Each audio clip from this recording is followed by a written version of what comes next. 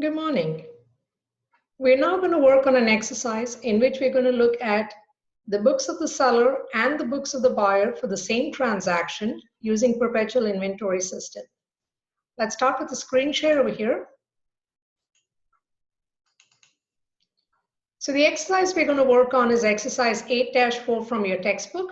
Again, remember when you work on it on these exercises in Wiley Plus, you will all have different numbers. So please pay close attention to the numbers you have. So in this exercise, we are told on June 10th, we have the buyer that has purchased $9,000 of merchandise from the seller.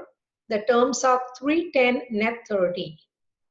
The buyer pays for freight costs of $400 on June 11th. Goods totaling $600 are returned to the seller for credit on June 12th. On June 19th, the buyer pays the amount in full to the seller, less of course any purchase discount. Both companies are using the perpetual inventory system. So they've given us all of this information and they've asked us to prepare separate journal entries for each of these transactions in the books of the buyer and in the books of the seller.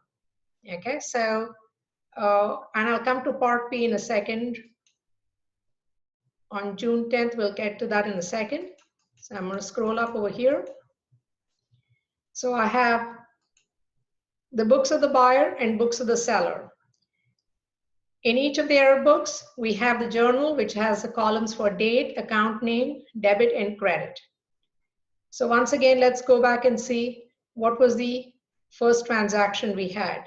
It was the purchase transaction in the books of the buyer and the sales transaction in the books of the seller. So on the exact same date, on June 10th, so both parties are going to record June 10th. The buyer is going to record the purchase. And if you recall, in the perpetual inventory system, all transactions that affect inventory, we are going to either debit or credit the inventory account. So it's going to be inventory debit, as it's a credit transaction, accounts payable credit. The amount is $9,000. On June 10th, in the books of the seller, the journal entry is accounts receivable debit, and they're going to credit sales, and it's for the same amount, $9,000. Once again, remember, this is a transaction. For the buyer, the outside party is a seller. For the seller, the outside party is a buyer. Whatever the buyer says is accounts payable, the seller is going to say the same amount as accounts receivable. Now, the seller needs to do one more journal entry in their books. The second journal entry they need to do is recording the fact that that inventory has left them and that has now become an expense. The journal entry is cost of goods sold expense debit, inventory credit. I need to be given this amount. I can't make up this amount. This information didn't have it. However, if you read through further over here, they tell you that the merchandise purchased by the buyer cost the seller $5,000. Okay, so it's $5,000 is the amount we're going to put over here. That's the seller's going to have in their journal entry. So once again, we've looked at the first transaction where the buyer buys $9,000 worth of merchandise from the seller, which means the seller is selling $9,000 of merchandise. That's a selling price. Their cost is $5,000 for this transaction. Now the buyer pays the freight cost of $400. So for the buyer, they're going to have a journal entry in their books. And the journal entry in their books is going to be the same like the first one. Inventory debit, because they paid $400. That's the inventory that much more expensive. But they're telling us they paid for it today, which means cash credit, $400. There is no corresponding journal entry in the books of the seller because there was no transaction in the books of the seller. This is between the buyer and the freight company. Then the next transaction we have is goods totaling $600 are returned, okay, for credit. So the buyer is going to look at the first journal entry and they flip that journal entry because that no longer is there in their books. So their journal entry is going to be accounts payable debit, inventory credit. So it's this first journal entry that's being reversed for $600. It's coming back into the books of the buyer. So they have to do a journal entry as well over here. I'm not sure how I got this date over here. It is June 12th. So let me get the correct date there. June 12th, the same date as in the books of the buyer. The inventory is coming back. So this accounts receivable debit, accounts receivable will have to be credited because I'm not going to get that money. We know the amount is $600. We are not going to debit sales. We're going to debit the contra revenue account called sales return and allowance. Now, in the books of the seller, they need to do another journal entry. For them, this journal entry is what gets reversed.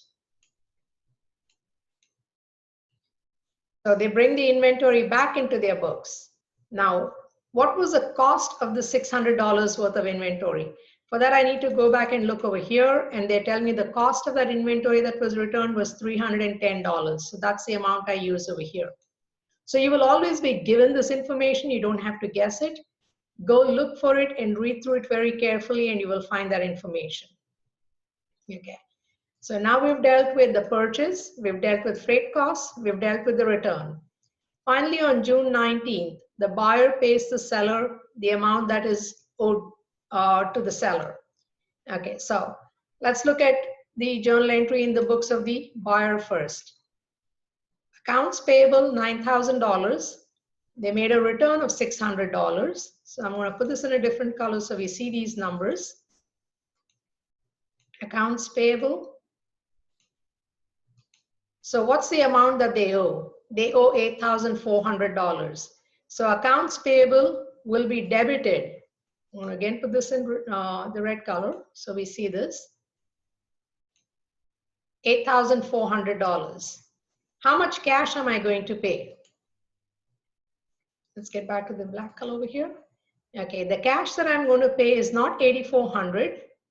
I'm paying $8,400 less 3%. Okay, so the amount I'm going to pay is going to be $81.48. That 3% is a discount I have, and to that extent, my inventory has become that much less expensive. So once again, 9,000 minus 600 is 8,400. That's the amount that is owed. Since the payment is being made within the discount period, 3% discount, we are entitled to that, which means that's how much less I will pay in this check that I write out. 8,400 minus 252 is the amount of the check, or 8,400 times 97%. Either way, you come up with the same answer. Now let's look at the books of the seller on the same day. They are the ones receiving the cash. Okay, so cash debit. They cannot get cash, an amount different than what these guys wrote out. Okay, so I'm going to highlight this over here. Again, different color.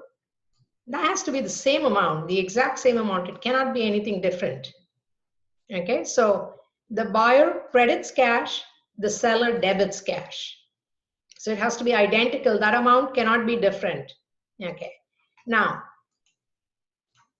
how much was owed to the seller?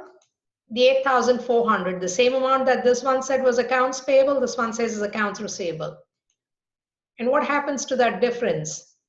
This party called it a purchase discount, which means their inventory became less expensive.